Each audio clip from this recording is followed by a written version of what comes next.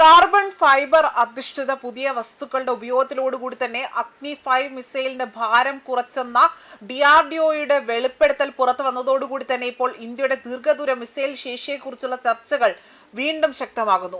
മിസൈലിന്റെ ഘടനാപരമായ ഭാരം കുറയ്ക്കുന്നതും അതുപോലെ തന്നെ പൊലോഡ് കുറയ്ക്കുന്നതിനും അത് കൂടുതൽ ദൂരപരിധിക്ക് സാധ്യത വർദ്ധിപ്പിക്കുമെന്നതാണ് ഇവിടെ വിലയിരുത്തലായി തന്നെ വിദഗ്ധർ ചൂണ്ടിക്കാണിക്കുന്നത്. ഇന്ത്യ ഔദ്യോഗികമായി പ്രഖ്യാപിച്ച പരിധിയേക്കാൾ അപ്പുറത്തേക്കാണ് അഗ്നി 5 അത് സഞ്ചരിക്കും എന്നതാണ് ആ തരത്തിലുള്ള കണക്കുകൂട്ടലുകളാണ് ചില ചൈനീസ് സൈനിക വിശകലന വിദഗ്ധർ മുന്നോട്ട് വയ്ക്കുന്നത്. 10,000 കിലോമീറ്ററിലധികം തന്നെ ദൂരപരിധിയിലേക്കുള്ള സാധ്യതയുണ്ട് എന്ന അവകാശവാദം ശരിയാണെങ്കിലും ഇന്ത്യയുടെ തന്ത്രപ്രധാന മിസൈൽ ശേഷിയിൽ അത് വലിയൊരു മാറ്റമായിരിക്കും. എന്നാൽ ഈ ദൂരപരിധി സംബന്ധിച്ചുകൊണ്ട് കണക്കുകൂട്ടലുകൾ ഔദ്യോഗികമായി തന്നെ ഇന്ത്യ സ്ഥിരീകരിച്ചിട്ടില്ല എന്നതാണ് ശ്രദ്ധേയമായ കാര്യം. അഗ്നി 5ന്റെ പ്രധാന നേട്ടം ദൂരപരിധി മാത്രമല്ല, മിസൈലിന്റെ ഭാരം കുറയ്ക്കുന്നതിലൂടെ തന്നെ ഇന്ധനക്ഷമത, പെലോഡ് ശേഷി, മൊത്തത്തിലുള്ള പ്രകടനം എന്നിവ മെച്ചപ്പെടുത്താനുള്ള സാധ്യതയും ഉയരുന്നുണ്ട്. പുതിയ തലമുറ വസ്തുക്കളുടെ ഉപയോഗം ഇന്ത്യയുടെ മിസൈൽ സാങ്കേതിക വിദ്യയിൽ കൂടുതൽ സ്വയം പര്യാപ്തതയിലേക്കുള്ള നീക്കമായും വിലയിരുത്തപ്പെടുന്നുണ്ട്.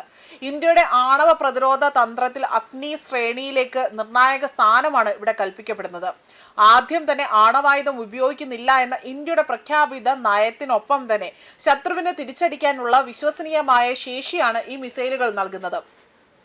അതുകൊണ്ട് തന്നെ അഗ്നി 5ന്റെ ശേഷിയിൽ ഉണ്ടാകുന്ന ഓരോ സാങ്കേതിക മാറ്റവും ചൈനയും പാകിസ്ഥാനും ഉൾപ്പെടെയുള്ള അയൽ രാജ്യങ്ങൾ സൂക്ഷ്മമായി തന്നെയാണ് നിരീക്ഷിക്കുന്നത്.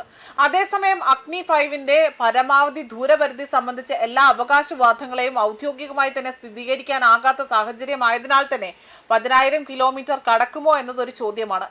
അതുകൊണ്ട് തന്നെ ഈ ഒരു മിസൈൽ സാങ്കേതിക വിദ്യയിൽ സാങ്കേതിക വിദ്യയിൽ മാറുമ്പോൾ ഏഷ്യയിലെ തന്ത്രപ്രധാന ശക്തിയിലേക്ക് പുതിയൊരു അധ്യായം തുറക്കുമോ എന്നതാണ് ലോകം ഉറ്റുനോക്കുന്നത്. മാത്രമല്ല, ഇന്ത്യ ആകട്ടെ അഗ്നി 5 മിസൈലിന്റെ മുഴുവൻ ശേഷിയും അവിടെ പരീക്ഷിക്കാത്തത് ഇക്കാരണത്താൽ തന്നെയാണ്. ഇതുവരെയും അഗ്നി 5 മിസൈലിന്റെ ദൂരപരിധി പരീക്ഷിച്ചിട്ടില്ല. ഇതൊരു ആണവ മിസൈൽ ആയതിനാൽ തന്നെ മുഴുവൻ ദൂരപരിധി പരീക്ഷിക്കുന്നതിൽ പ്രായോഗിക ബുദ്ധിമുട്ടുകളുണ്ട്. മാത്രമല്ല, ഇത്രയും ദൂരത്തേക്ക് കുതിക്കുന്ന ആണവ മിസൈൽ പരീക്ഷിച്ചാൽ അത് വലിയൊരു രാഷ്ട്രീയ പ്രത്യാഘാതം ഉണ്ടാക്കാനും ഇടയാകും. കാരണം 8,000 കിലോമീറ്റർ ദൂരം എന്ന് പറഞ്ഞാൽ അത് യൂറോപ്പിലേക്ക് വരെ പാഞ്ഞു ചെല്ലാൻ കഴിയുന്ന ഒരു ദൂരമാണ്. ഇത് യൂറോപ്യൻ രാജ്യങ്ങൾക്ക് തലവേദന ഉണ്ടാക്കും. അഗ്നി മിസൈൽ ഇന്ത്യയുടെ നിർണായക പ്രതിരോധ സ്വത്താകുന്നത് എന്തുകൊണ്ടാണ് എന്നതും ഒരു ചോദ്യമാണ്. ഇന്ത്യക്കെതിരെ ആണവാക്രമണം നടത്തുന്നതിൽ ഒരു ആക്രമണം നടത്തുന്നതിൽ നിന്നും ശത്രു രാജ്യങ്ങളെ പിന്തിരിപ്പിക്കുന്ന മിസൈലുകളാണ് ആണവ ശേഷിയുള്ള അഗ്നി മിസൈലുകൾ. എന്ത് പ്രകോപനം ഉണ്ടായാൽ പോലും ശത്രുക്കൾക്കെതിരെ തന്നെ ഇന്ത്യ ആദ്യം ആണവാക്രമണം നടത്തില്ല എന്നതാണ് ഇന്ത്യയുടെ പ്രഖ്യാപിത നയം.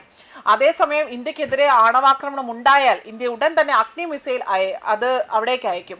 ഇപ്പോൾ ഇന്ത്യ 12ഓളം ആണവ മിസൈൽ ഉപയോഗിക്കാൻ പാകത്തിൽ തന്നെ സജ്ജമായി തന്നെയുള്ള രാജ്യമായി മുന്നോട്ട് നീങ്ങുകയാണ്. ആയതിനാൽ തന്നെ ഇത്തരത്തിൽ അഗ്നി 5 പരീക്ഷിക്കുന്നത് അല്ലെങ്കിൽ അത് പ്രയോഗിക്കുന്നതിൽ നിന്നും ഇന്ത്യ ഒരിക്കൽ പോലും വിട്ടു നിൽക്കില്ല എന്ന ഒരു സന്ദേശം കൂടിയാണ് ഇതിലൂടെ തന്നെ നൽകിയിരിക്കുന്നത്. ന്യൂസ് ഡെസ്ക് കർമ്മ ന്യൂസ്.